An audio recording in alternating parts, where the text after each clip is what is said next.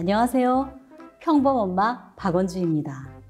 오늘은 초등학생 자녀를 두신 학부모님들의 자녀 교육과 관련된 고민을 들어보고 이야기를 나누는 시간인데요. 오늘 사연은 바로 이번에 발표된 교육과정이 이해하기 너무 힘들어요입니다. 그럼 함께 읽어보겠습니다. 안녕하세요. 초등학생 아이를 키우고 있는 엄마인데요. 최근 교육과정을 새로 발표했잖아요. 앞으로 우리 아이에게 적용될 교육과정이니까 꼼꼼하게 살펴보려고 봤는데 이게 생각보다 이해하기가 정말 어렵더군요.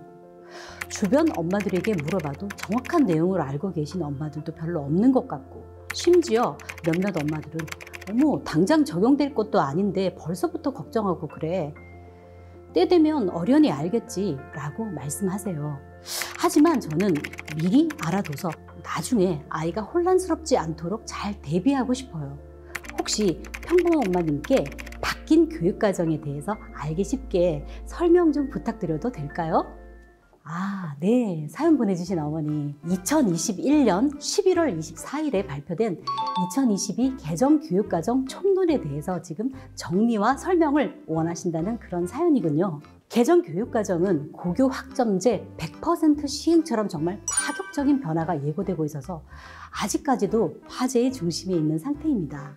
그런데 고등학교 교육과정에 관심이 주목되면서 상대적으로 초등학교와 중학교의 개정 내용이 부각되지 않기도 했고, 또 인터넷에 잘못된 정보가 돌아다녀서 오해하는 부분도 많은 것 같아요. 그래서 오늘은 2022 개정 교육과정 총론에서 변경된 초, 중, 고 교육 내용 중 초등자녀 또는 예비 초등자녀를 두신 학부모님들께 중요한 내용을 알기 쉽게 정리해드리는 시간을 가져보도록 할게요. 우선 2022 개정 교육과정 총론은 2023년부터 단계적으로 적용된다고 합니다.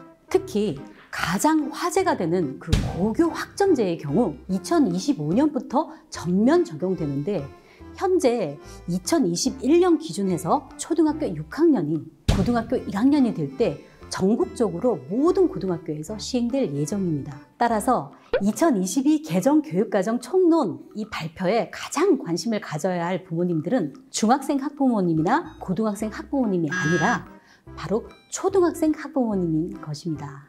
먼저 초등학교 교육과정부터 살펴볼게요. 코로나19 유행이 장기화되면서 기초학력 부진이 큰 문제로 떠오르고 있습니다. 그래서 정부에서는 교육과정 개정을 통해 초등학교 1학년, 2학년의 경우 창의 체험 활동을 34시간 줄이고 그 줄어든 시간만큼 국어 수업, 그러니까 한글 해득이나 익힘 시간을 늘리기로 했습니다. 그리고 초등학교에서도 선택 과목이 도입됩니다. 그동안 초등학생들은 공통교육과정으로 정해진 과목만 배웠다면 앞으로는 3학년부터 6학년까지 학년별로 선택 과목을 신설해서 운영할 수 있게 됐어요. 이러한 개정 교육과정은 2024년부터 초등학교 1, 2학년에게 우선 적용되고 2025년 초등학교 3, 4학년 그리고 2026년 초등학교 5, 6학년 순서로 적용될 예정입니다. 그러면 중학교 교육과정은 어떻게 바뀔까요? 우선 중학교 1학년 때 시험을 보지 않고 진로 탐색을 하는 자유학년제가 앞으로는 자유학기제로 축소된다고 해요. 이제 막 초등학교를 졸업한 학생들이 당장 진로 체험 활동을 하는 것이 실효성이 있는가에 대한 논란과 함께 1년 동안 시험을 보지 않으면서 학력 저하가 우려된다라는 논란 때문에 이렇게 개편된 것으로 보이는데요. 이 자유학기제의 운영 시간도 170시간에서 100시간으로 축소됩니다. 대신 중학교 3학년 2학기에 진로 연계학기가 운영된다고 해요. 고등학교에 입학하기 전에 고등학교 생활과 교과목에 대해서 좀 더 이해를 돕고 이에 대비하는 시간을 가지자는 것입니다. 개정 교육과정은 2025년 중학교 1학년을 시작으로 2026년 중학교 2학년 그리고 2027년 중학교 3학년 순서로 연차 적용됩니다. 즉, 자녀가 2025년 이후 중학교에 입학한다면 해당 교육과정에 속한다고 보시면 돼요. 이제 가장 중요한 고등학교 교육과정, 그 중에서도 고교 학점제에 대해서 알아볼까요? 고교 학점제는 쉽게 설명드리면 대학교처럼 학생들이 듣고 싶은 수업 그리고 진로에 맞는 수업을 스스로 선택하고 졸업에 필요한 학점을 채우는 방식입니다. 고교 학점제는 2023년부터 단계적으로 시행되기 때문에 빠르면 2023년, 아무리 늦어도 2025년도에는 전국의 모든 고등학교에서 자신이 직접 시간표를 짜고 쉬는 시간마다 교실을 옮기면서 수업을 듣게 될 것입니다.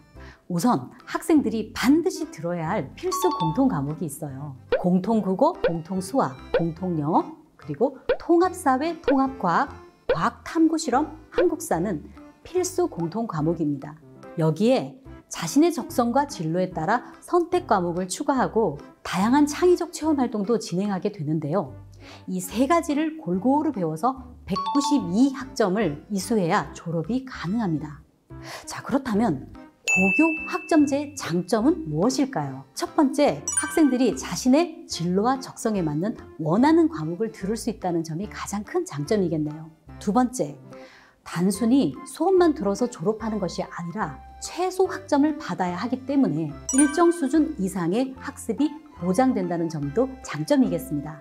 세 번째, 너무 많았었던 수업 시간과 그동안 편중되었었던 국영수 과목의 비중이 줄어든다는 점도 장점입니다.